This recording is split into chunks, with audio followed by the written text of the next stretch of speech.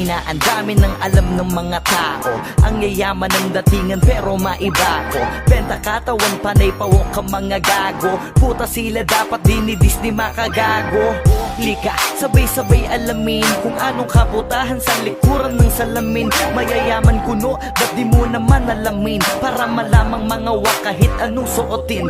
Oo na, tama kayo, nagkakapera nga kayo. Pero tingin nyo ba ay karespeto pa kayo? Halata naman agad sa panlabas ng naanyo. Paiksian ng suot at padamihan ng tato para benta, punyeta, si ate maeksena. Di daw tong kabebe kasi walang ebidensya. Pruweba, litratong may kasama kang mapera. Sa kondo niya tas nasa kama pa bawat eksena. Pilingerang bitch na padali kahit sang kalye. Kunwaring inosente, bitch kid daw. Puta edi wow, pera lang ang katapat, pwede nang magalaw. Siya ang pilingerang bitch na padali kahit sang kalye. Kunwaring inosente, bitch kid daw. Puta edi wow, pera lang ang katapat, pwede nang magalaw.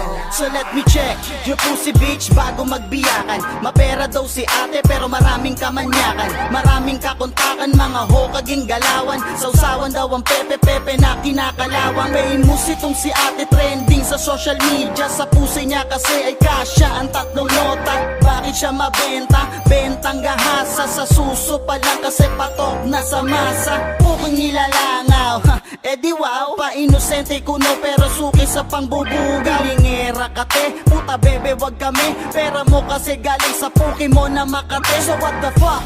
Labas ang baho na itinatago. Benta pure para lamang masunod ang mga luma. Mga putok lamang sa buho. Sino ba ang pasimuno? Pag nalaman tatlong titi namin ang ipapasuko. Siya ang pilingerang bitch na padali kahit sang kalye. Kunwaring inosente, bitch kid daw. Puta edi wow, pera lang ang katapat, pwede nang magalaw. Siya ang pilingerang bitch na padali kahit sang kalye. Kunwaring inosente, bitch kid daw. Puta edi wow, pera lang ang katapat, pwede nang magalaw.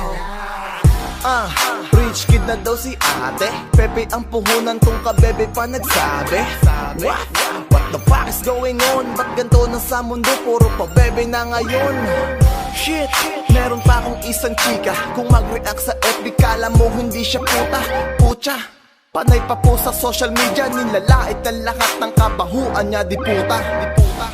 Ano na ba ang lagay mo? Kamusta ka na bebe? Ubus na ba puday mo? Si G ang tulay, wag ka saking mag-deny. Alam ko na lahat ng baho mo kahit mag-disguise. Oh, under the table lang galawan. 1.5 ang isang pop, 6K kapag apatan. Rich kid ganyang pormahan. Kala mo sinong mayaman? Di ka pwede sa amin dahil alam ko yung ganyang galawan nyo. Siya ang pilingerang bitch na padali kahit sang kalye. Kunwaring inosente, bitch kid daw. Puta edi wow, pera lang ang katapat, pwede nang magalaw. Siya ang pilingerang bitch na padali kahit sang kalye. Kunwaring inosente, bitch kid daw. Puta edi wow, pera lang ang katapat, pwede nang magalaw.